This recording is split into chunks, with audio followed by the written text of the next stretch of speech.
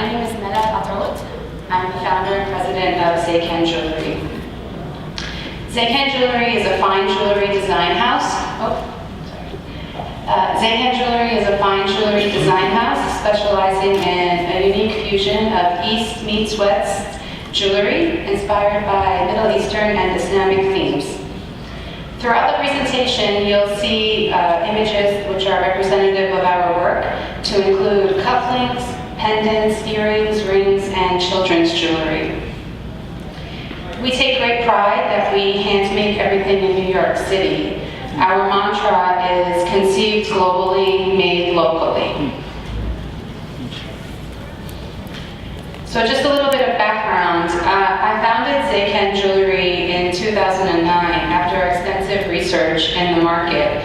And my research showed that there was really a void in terms of filling the needs of spiritual jewelry for the Muslim consumer. There's no shortage of Christian, Judaic, or other spiritually inspired jewelry, but there's nothing speaking to the Muslim segment of the market.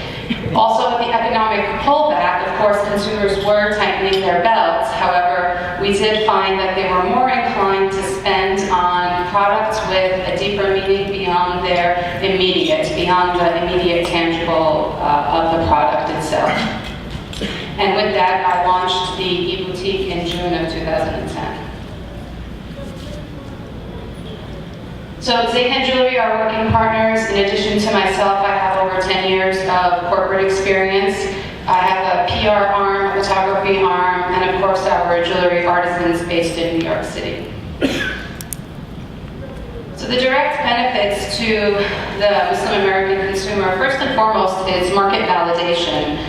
Bringing something to the market which hasn't been there. We've actually received several inquiries from independent design houses wanting to understand and learn more about this segment of the consumer base. Our combination of quality and aesthetic is really not matched within the United States and on a very limited scale outside of the United States. We bring together the historic beauty and the legacy of the artistically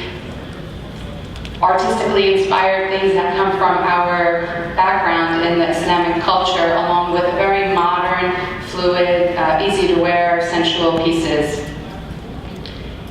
And we take great pride in our corporate social responsibility program. Just like several of the panelists were talking about thinking about your company or your business as a Muslim, I very much take great pride in that, and it comes through in one of the ways through our corporate social responsibility program. We do that on 2 levels. We do it with creating commemorative pieces for an individual, group, organization, and I'm currently working to introduce something that will give a percentage of our sales back to an organization in January. That'll be announced. Just a little thing about our collections, combining the East meets West. This is a sample of how our collections are marketed. There's always a poem or a quote or a verse which kind of frames the consumer's mind about that piece. It kind of sets the stage. And then there's always something about the background, about why this piece is significant or why this collection is important, the historical connotation of it. And then there's a descriptive copy about the piece itself. It's just samples of our 5 Pillars collection and the Crescent collection. So since we launched in June, we've had several successes to include press write-ups, TV appearances. My TV has been on jewelry more than I have, or my jewelry has been on TV more than I have. And as a matter of fact, it was in this room about a year ago that we unveiled a commemorative bracelet that I designed for Greg Mortensen and his 3 Cups of Tea brand to benefit the Central Asia Institute. Some of you may have been here on that night. And we just are currently working with Project Artemis, which is under the umbrella of the Goldman Sachs 10,000 Women program, to create a commemorative piece for them to raise awareness and fund funds for them as well. This is my pink sapphire eagle eye that I custom created for Susan G. Komen for the cure for breast cancer. I was actually in India on my way to the airport when I found out this necklace was going live on ABC. So as we built the company and I look to move forward, these are some of the challenges that I envision: brand recognition, how to get the awareness in front of the consumers, and also raising awareness among the Muslim consumers about the value of designer jewelry. Muslim consumers typically purchase jewelry as a commodity, which means by weight. And so you walk into the store and you say it weighs 5 grams and the gram of gold costs X, and that's how you buy your jewelry. But educating them on the value of the designer jewelry. And of course, increasing our distribution to select retail outlets, higher-end boutiques and stores. And with that increased distribution comes the challenge of the scale. Again, we hand make everything in New York City, and we're very proud of that, but it creates its own challenges when we talk about scale.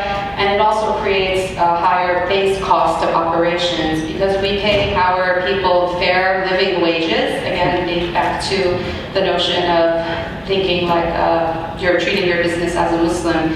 But again, we have higher costs. And so those are the things that I would turn to the panel. Sure.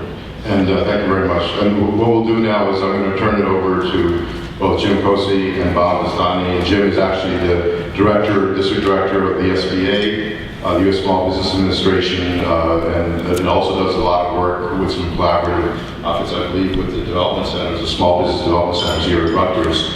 And of course, Bob Vastani, we're honored to have Dr. Vastani here as well as the chairman and CEO of B2 Global Consulting, and for a decade was the CEO of Analytics, a publicly traded company.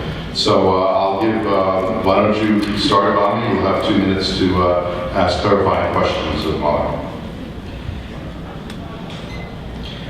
Very nice presentation, thank you. I guess what I'd like to understand from you is what is your business objective here? Is it scale or is it uniqueness?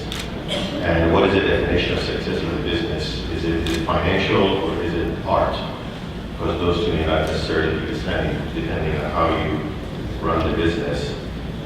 We'd be interested in knowing that what is your average ASP when you look at average selling price of these and units that are produced based on the last couple of months. You can respond during this process. I'm sorry, what was the last part about the average selling price and the second? And the units. And the units, okay.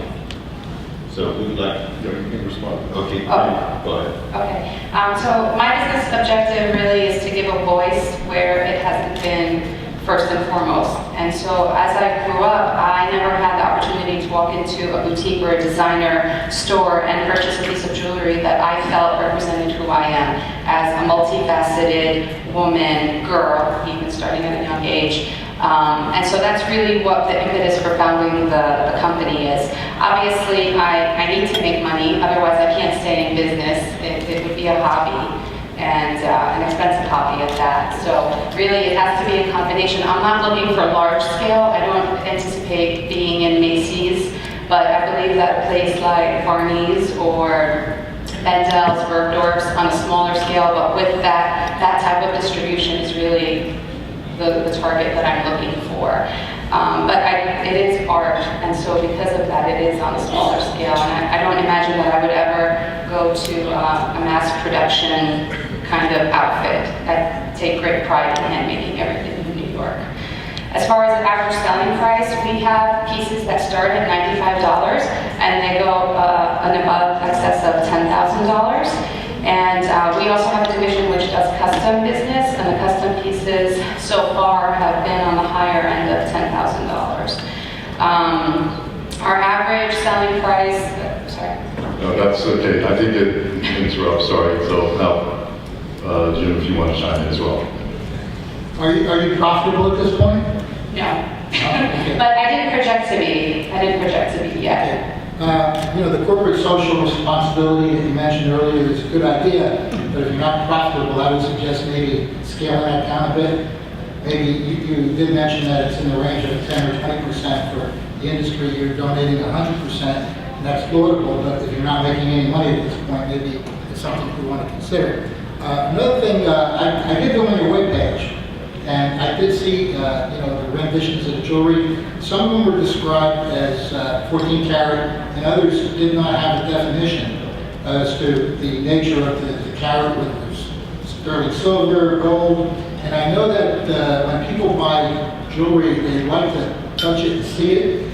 And I think you've got to make sure that you're overcoming that by selling it online with maybe more information about the product. Another thing that you may want to consider is, in addition to the photograph, which were very good, maybe having the piece on the model so somebody can see what it looks like on someone's wrist in terms of scale. The other thing that I thought of is maybe having a statement in there, since it's, some of these pieces are pricey, full money back guarantee. If you're not satisfied, I don't know if that is on your webpage. Okay, that's great. And the retail is a good idea because, again, I think the concept is a lot of people like to see it and touch it. Thank you. We actually are in the process of upgrading our website. So the website was something that I literally kind of threw it together, and I think it doesn't really represent who we are or who we believe that we could be. And so that is something that we have talked to a couple of people about, but we haven't actually had the time yet to make that commitment to start that project. But you're right. But I think you have a market that is relatively untouched. It's just a matter of execution and to what extent you want to take it to. Jim's already touched on some points, because this is the point at which we ask for 1 minute summary from each of you. You are still both welcome to do that. Malik, you got the customer, everybody right here. So just make sure each of you, when you go home, you go to that website and order something. You're off for credit for the $10,000 pieces.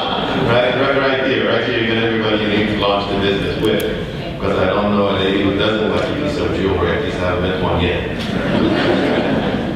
It's in our DNA. The other one is, I think I would think very thoroughly on how to scale the business, because worse than not having any customers is having customers that you cannot serve or fulfill the orders. And for those of us who have run scale businesses, we know how tough it is. And then a disappointed customer, they don't say they're disappointed, they just don't come back. And that's the situation that I will say, think through it and make sure you prevent it, but make sure you finance, go forward at the rate that you can grow and reach out and make sure that growth is then supported by good quality products that satisfy customers. And don't let anybody here go without placing an order. You remember what Bobby said. Yeah, one of the things that I would add is that you indicated that you're not sure as to what level you want to take the business. You were concerned about growing it too quickly. This kind of, piggybacks on what was just said. Should you decide to expand dramatically, make sure that you have financing behind you to meet those order demands. And also, if you do go retail and you get into some, larger stores, be prepared that maybe this product will take off dramatically, and maybe you may get a pleasant surprise one day. Hey, I don't want 20, I want 420. And you have to be able to prepare yourself for that potential for a growth spurt. Assuming that your products have been receptive to the community at this point, you got to look at the bright side that you may get too busy at one point in time. You have to plan for that. Okay, next we have a 3-minute Q&A if you'd like. And by the way, all the panelists can sort of input if you'd like on any question you may have. Oh, okay. Thank you. My question is really about scale. You touched on it, Bobby. So can you just talk a little bit about how you grew or how you planned for the growth of a product or a particular line when you knew that that was coming up, and how much, I know the industry is a little different, but how much lead time did you have, and how did you go about that planning process? Yeah, and you outlined it nicely that it's a very meticulous planning process that you have to do step by step, my target market, the size of that target market, what is the price point at which I can get a certain share of that market. So a startup like this doesn't have to be any more sophisticated than a spreadsheet, but at least in your back of your mind, you have to know what if scenarios. The other one is that it is nice to say made in New York, but I don't think made in New York is going to be a differentiation point for the sale of your products. Unless if you came only New York, you're never going to buy your product. And we have many, I would say, craftsmen in even Islamic countries where the wages are not New York prices. And they can turn these things very fast these days. Getting the product out of here versus somewhere else is a matter of another 2-3 days of transit time, because everything else is internet, everything else is automated in terms of specs and so forth. So I would look at those, what I call experienced jewelers, fast turn that you may be able to do with your own country or other, experts. The difficulty you will have is protection of your IP. Because once it gets out and if it is good, it's one of those things that people can just knock out. And we have seen that you go and you do a brand new model for ski in China, and at the next consumer show, you see there's 20 other manufacturers from China, the same ski. So those are the kind of things that you have to be very cognizant of. Thank you. That's always a concern, the knocking off, and you touched on it in Wes's presentation. And it's always a concern, and so just maybe, Jim, you could talk about that a little bit from the SBA. Well, What kind of I advice don't do know you if you give could to? get any type of trademarks on the art, but that's certainly something that you may want to look at from an attorney, because there is a world out there that's very competitive, and like Tommy said.